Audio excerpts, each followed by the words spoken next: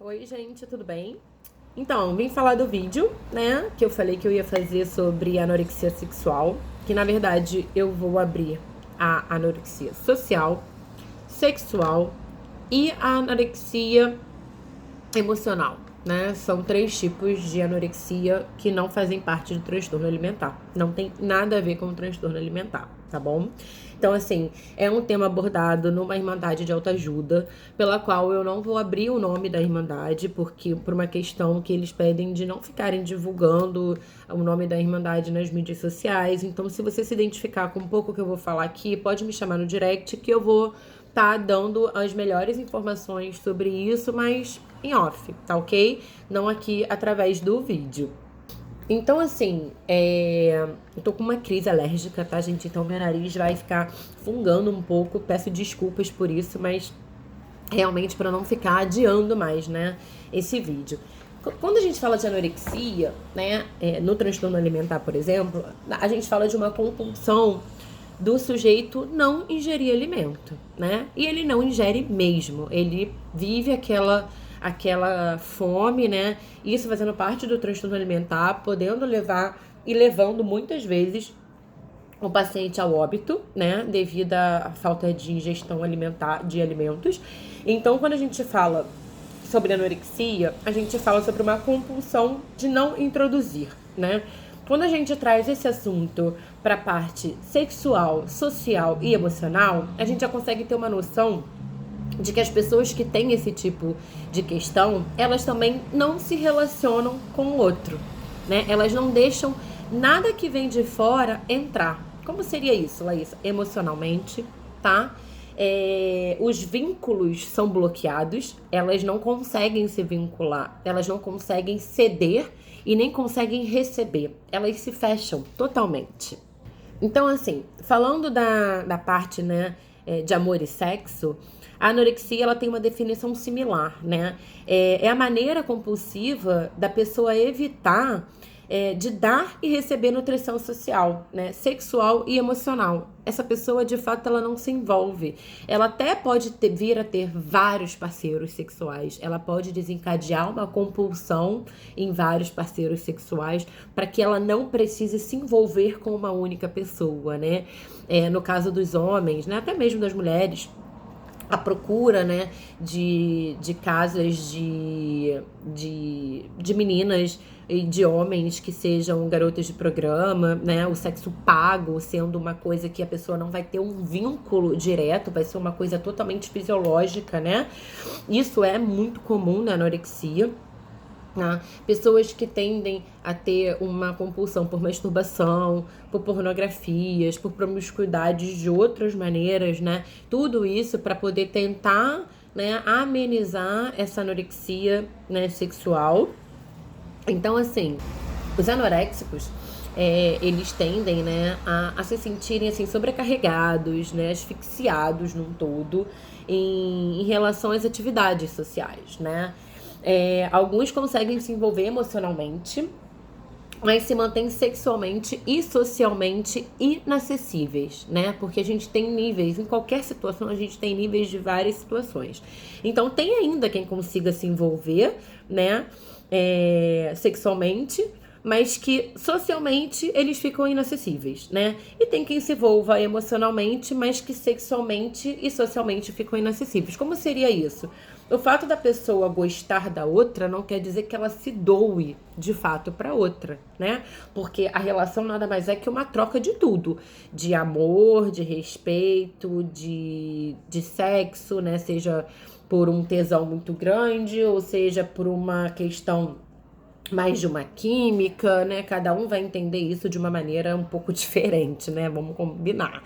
Então, assim, muitas das pessoas que têm um quadro anoréxico, né, e que se percebem com essa dificuldade, até mesmo na relação sexual, de não conseguirem se relacionar com as outras pessoas, elas costumam ter um movimento de usarem drogas, né? Por quê? Porque com as drogas, elas conseguem, né, se sentirem mais audaciosas, porque a droga nada mais é do que uma quebra de pudor, né, total, quando você está sob efeito da substância. Então, assim, elas, quando usam a droga, elas ficam sexualmente, emocionalmente e socialmente mais abertas. Mas não porque, de fato, elas gostariam de estar assim, né?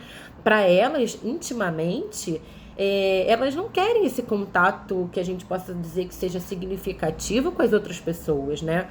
Então, assim, a droga acaba sendo uma dependência para que essas pessoas também consigam se relacionar com as outras, né? Mesmo elas não querendo isso. Sendo mais uma coisa de cobrança, né? Essa cobrança de estar tendo que fazer um papel na sociedade, mas que de fato elas não gostariam de estar fazendo. Então, assim, tem uns outros pontos assim que eu acho bem interessantes, onde eles falam da anorexia poder ser camuflada, né? Poder ser mascarada por trás de algumas questões que as pessoas podem viver uma vida inteira anoréxica sem saber. Como seria isso, Laísa? As pessoas, por exemplo, que tendem a usarem a espiritualidade, né, como algo que ela precisa se purificar, né? Ela não se relaciona, ela se isola, ela vive sozinha, ela não tem nenhum tipo de troca com outra, é tudo com o astro, com o universo, enfim. Isso, pro anoréxico, é uma forma de camuflar esse medo de se relacionar. Porém, por trás de uma questão espiritualizada, né? Eles entendem que ali você pode estar escondendo uma anorexia. Então, assim, é muito natural, gente, que o anoréxico ele se perceba por anos, longos anos da vida deles, sem dar e receber amor, né? O que é um sofrimento muito grande para eles, né? As pessoas que eles se mantêm totalmente isolados por um medo, né? De ter essa troca. Então, eles têm esse bloqueio que eles não conseguem quebrar, tá? É uma coisa que a gente não acredita que tenha cura, tá ok? Quando a gente fala disso na psicanálise, ontem eu tive uma troca com uma professora, que é da área de compulsão alimentar, de compulsão de drogas, álcool e drogas, falando sobre essa questão dessas anorexias, né? A gente entende que a anorexia ela se desencadeia no sujeito por uma questão infantil, né? De falta de um olhar da mãe, de um espelho da mãe, né? Falando de psicanálise, a gente entende que isso seja um bloqueio de entrada de afeto, porque na infância isso não aconteceu. Então, acredito que as pessoas que tenham esse quadro tenham alguma questão parental importante, né? Principalmente com a mãe, para ser trabalhado. A gente acredita que seja um trabalho muito interessante para se fazer, né? Que demanda bastante tempo para poder a gente conseguir estabilizar esse paciente. A gente não fala em cura, a gente fala em estabilidade, tá? A gente fala de uma ajuda médica, de uma ajuda psicológica, de ajuda de grupos de irmandades que dão suporte a isso também, assim como na dependência química, tá? A gente fala de pessoas que precisam, de fato, de um acolhimento. Então, assim, porque até para que eles tenham esse vínculo terapêutico, gente, é muito difícil. Porque como a gente fala de não deixar entrar nada, né?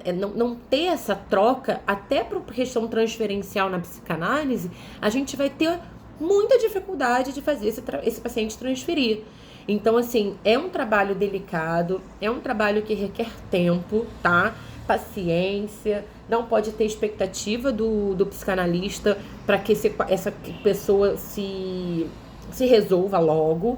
Isso precisa realmente de tempo, paciência, tá? E força de vontade, saber o que tá fazendo. Então, basicamente é isso.